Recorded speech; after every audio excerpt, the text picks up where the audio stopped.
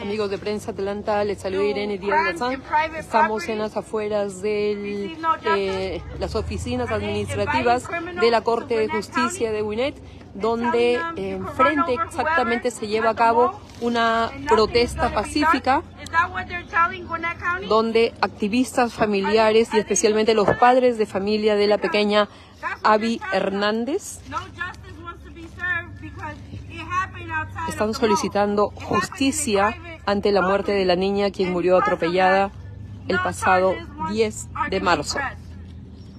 The Gwinnett Police Department doesn't want to give a statement. They don't want to speak about Abby anymore. And now we're out here waiting for a change. They called in the parents inside, and the assistant prosecutor comes out and tells us that we are going to be pleased with the outcome of that meeting in an hour. So you're telling me that for every death, we are going to have to stand out here and ask and demand justice for our victims for something that the criminals have done. Gwinnett has turned into a laundromat for criminals. They recycle criminals, they wash them and put them back in the streets. And this is how they want us to pay our taxes. This is how they want us to feel protected. This is how they want us to stand up for them. How about we start asking and start getting records of officers who live an ethical life, like they call it. That's a lot of them. How about we start asking for records of where the money's really going? Because they're only, as of February 8th of 2024, there were only about 623 officers in Gwinnett County as a whole, as of February.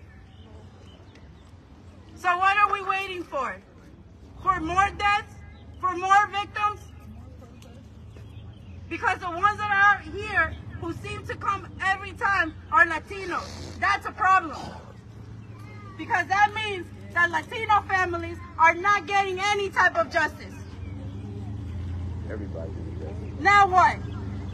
So because we're standing out here, now they want to make changes. Why does it have to take a protest?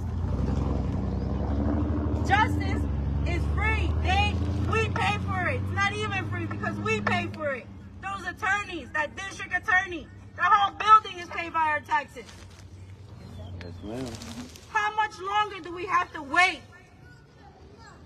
The commissioners are having a nice time campaigning. For what?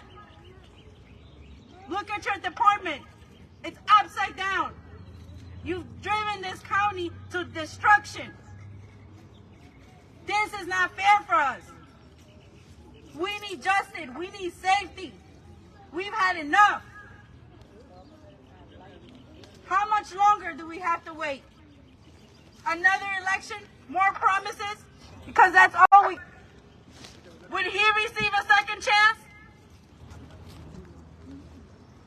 If the judge's daughter was Abby, would he receive a second chance?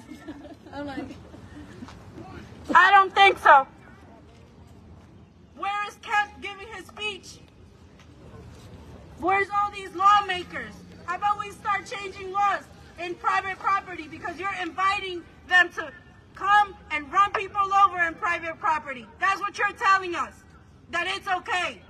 You're telling us you could go to the mall and run whoever over and you will be home having the time of your life while the other family is suffering, while they're in pain. You don't see that?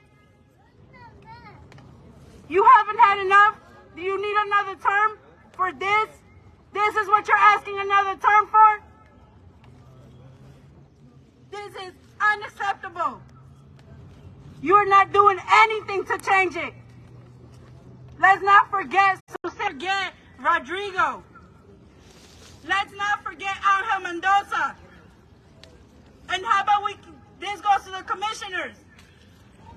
Why our missing are not being posted? Where's Selena Garcia? Where's Christy? Should I go down the list? Why is no one in jail? What if it was your family? What if it was your kids? That doesn't tell you anything? You're asking for our votes, but you don't have the nerve to look for our missing. You don't have the nerve to give us justice for our victims who are no longer here, who can no longer speak. That is enough. That's enough, Gwinnett. That goes to everyone in that building. From the commissioners to the district attorney to the police department, everyone is responsible for this mess. Everyone. Shame on you. Shame on you, Gwinnett.